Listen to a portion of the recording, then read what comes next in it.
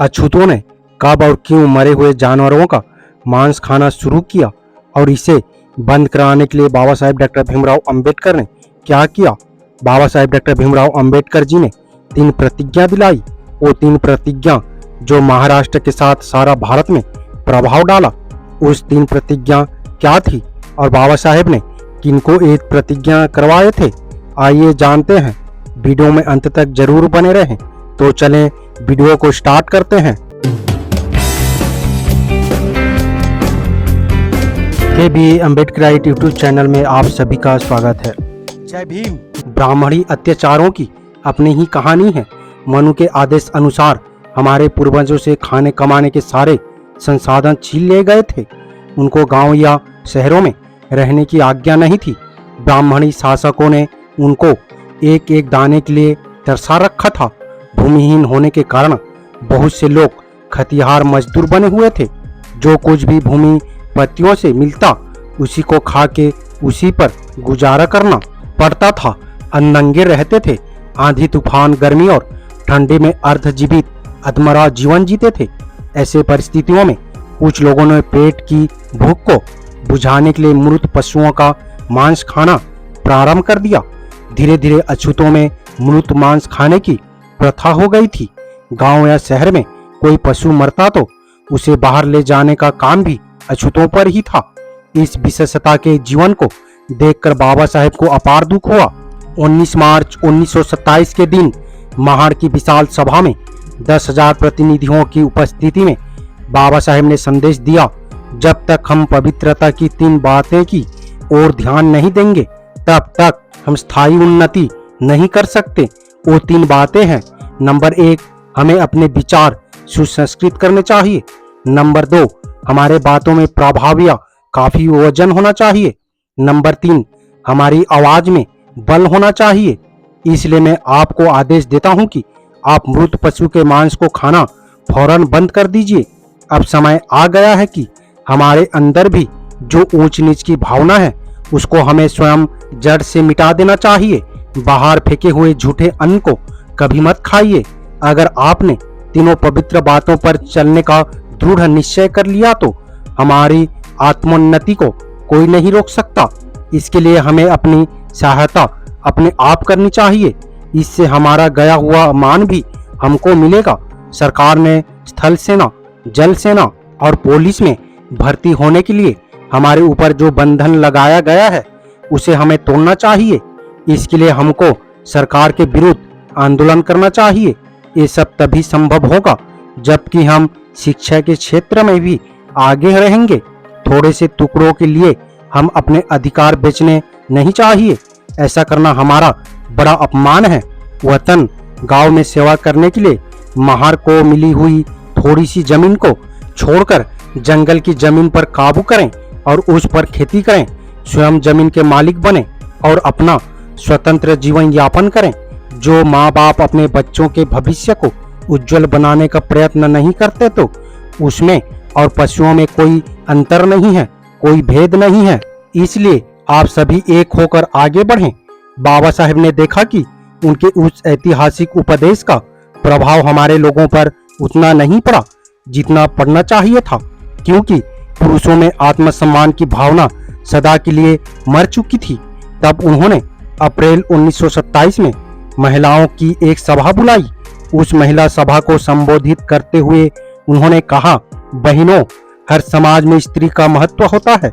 जिस घर परिवार की स्त्री शिक्षित या प्रशिक्षित और सुसंस्कृत हो उसके बच्चे सदा ही उन्नति के पथ पर अग्रसर रहते हैं। आपसे ही घर बनता है और आपसे ही घर बिगड़ता है। अगर आपको समाज में सम्मान पूर्वक जीवन बिताना है तो आपको मरे हुए पशु का मांस कभी नहीं खाना चाहिए। जीवित पशु के तैयार मांस को खाइए। बाहर फेंके हुए अन्न को तो कभी भूल से भी नहीं खाएं। स्वयं अर्जित अन्न को पकाइए और खाइए।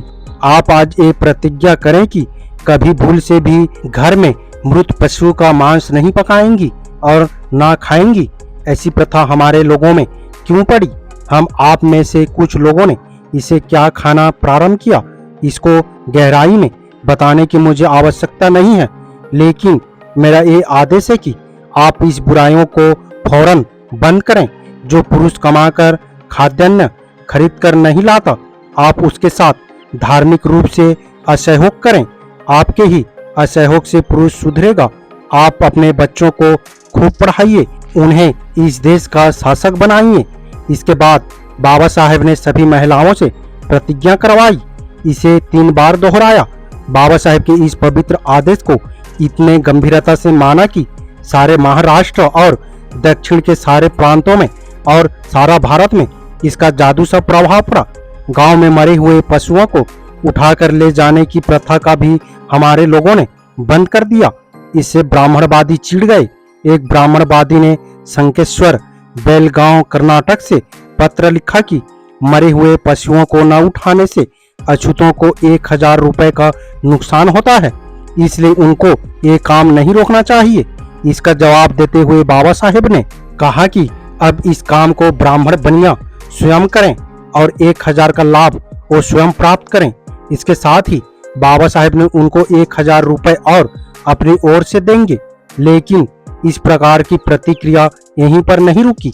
इसके परिणाम स्वरूप गांव में हमारे लोगों को मजदूरी का काम देना बंद कर दिया गया। उनके अत्याचार इतने बढ़े कि उनकी जमीनों पर हमारे लोगों के बने हुए मकानों को जला दिया। इन तमाम अत्याचारों को होते हुए भी हमारे लोगों ने बाबा साहेब के आदेश का पालन किया। इसका प्रभाव भारत के सारे अछूतों पर पड़ा। सभी स्थानों पर मृत पशु के मांस खाना और मुर्दा मवेशी का उठाना हमारे लोगों ने बंद किया। मार बेगार की प्रथा को तोड़ने के लिए संघर्ष किया। ब्राह्मण बनिया गठजोड़ के द्वारा किए जाने वाले अत्याचारों का प्रतिरोध अपने जी जान से किया। इस अपवित्र गठजोड़ ने जो अत्याचार किए और जो अब भी किए जा रहे हैं, वो सब हमारे इतिहास के पन्नों में लिपिबद्ध है और उसे लिपिबद्ध करना चाहिए ताकि हमारी आने वाली संतानें इसे जान सके और इसे पढ़ सके। यही नहीं, जब महाराष्ट्र में 1946 में पहला कांग्रेस मंत्रिमंडल बना, उसमें मुख्यमंत्री श्री बीजे खैरने बने। उस समय उन्होंने चमड़े की रंगाई की ट्रेनिंग के लिए विदेशों में अपने ही लड़कों को भेजा। साथ ही मृत पशुओं के उठाने का ठेका भी अपने ही सगे संबंधियों को दिया। इस काम में उनको लाभ ही लाभ नजर आया। अब यह हीन कर्म भी नहीं रहा। पुणे में ब्राह्मण चप्पल माट यानी चप्पल बेचने की दुकानें खुल गई। पंजाब के खत्री भारत विभाजन के पूर्व पंजाब के सारे गांव में खुद खोर थे। जमींदार पार्टी ने 1937 में जमींदार रक्षा कानून बनाकर उनको गांव से खदेड़ दिया था। तब खत्रियों ने अपनी जीविका के लिए खत्री प्रकार के उद्योग एवं व्यवसायों को अपनाया। उन्होंने पंजाब में जूतों की दुकानें भी खोली। विभाजन के बाद आगरा में चमड़े के व्यापार के मालिक बन गए। आज आगरा का चमड़ा उद्योग उनके पूरे कब्जे में है। बाबा साहेब ने जो पथ बताया है, उस पर चलते हुए इन पंजाबी खेत्रियों की भांति सभी प्रकार के उद्योग एवं व्यापार में प्रवेश करना चाहिए। साथ ही वर्तमान समय के शिक्षित लोगों को ये पता नहीं कि बाबा साहेब ने हमारे बुजुर्गों को किस प्रकार गंदगी और आरोपित दास्ता के जीवन से दूर हटाकर मान मर्यादा पूर्ण पवित्र और स्वाभिमानी जीवन यापन करना बताया था। बाबा साहेब के विचारों के विपरीत गांधी जी ने हरिजन सेवक संघ स्थापित किया और उसकी देखरेख में किंग्स वे कैंप दिल्ली में प्रशिक्षण संस्थान में हमारे बच्चों को चमड़े की रंगाई और चमड़े की वस्तुओं को बनाने और भली प्रकार सफाई करने के प्रशिक्षण देकर उन्हें आदर्श अछूत और आदर्श भंगी बनाते रहे। अगर किसी को देखना हो तो राजघाट के पास दिल्ली में जाकर गांधी पुस्तकालय के बाहर एक मॉडल बनाकर रखा है कि आदर्श भंगियों को किस प्रकार गंदगी को दूर करना चाहिए और किस प्रकार उस गंदगी का उपयोग करना चाहिए। गांधी जी का ध्येय हम अछूतों को उत्थान और उद्धार करना नहीं था। उनका परम ध्येय था यही था कि हमारा समाज सदा सर्वदा ब्राह्मण बनियों का गुलाम ही बने रहे। बाबा साहेब का पथ मानवता का मार्ग है। उसका परम ध्येय इस देश के करोड़ों दलितों शोषितों को सही अर्थों में इंसान बनाया था। इसलिए उन्होंने इन कर्मों को छोड़ने के आदेश दिए जिनके कारण अछूतों को हीन माना जाता था। साथ ही उन्होंने प्रारंभ से ही हमें अपमानपूर्ण जीवन से ऊपर उठाने के लिए अथक प्रयत्न किए, जबकि गांधी जी वही अपमानित जीवन बिताने का ही पथ बताते रहे। आज अछूत में कुछ जातियां गांधी जी को अपना उद्धारक मानती है। वो कभी भी ऊंचा जीवन बिताने की अधिकारी नहीं हो सकती। इसलिए हमारे समाज के हर शिक्षित और अशिक्षित व्यक्तियों को गांधीवाद यानी ब्राह्मणवाद से सावधान रहकर अंबेडकरवाद पर मन वचन कर्म से चलना चाहिए। इससे वो सदा ही उन्नति करते जाएंगे। आपको कौन सा मार्ग चाहिए, आप ही फैसला करें। गांधीवाद ब्राह्मणवाद जो आपको नीचा दिखाता है, आपको अछूत मानता है, आपको गुलाम बनाए रखता है, लेकिन बाबा साहेब का मार्ग जो समानता, स्वतंत्रता, न्याय, बंधुत्व के आधारित, वो इंसान को इंसान मानता है और इंसान को स्वाभिमान पूर्वक जीने का हक अधिकार देता है। बाबा साहेब के मार्ग पर चलने से न अछूत कहलाएंगे, न ही अपमान होगा, न ही गुलाम बने रहेंगे। ये आपका फैसला है। आप फैसला करें कि गांधीवाद में आपको जीना है या अंबेडकरवाद में आपको जीना है। ये फैसला मैं आप पर ही छोड़ता हूँ।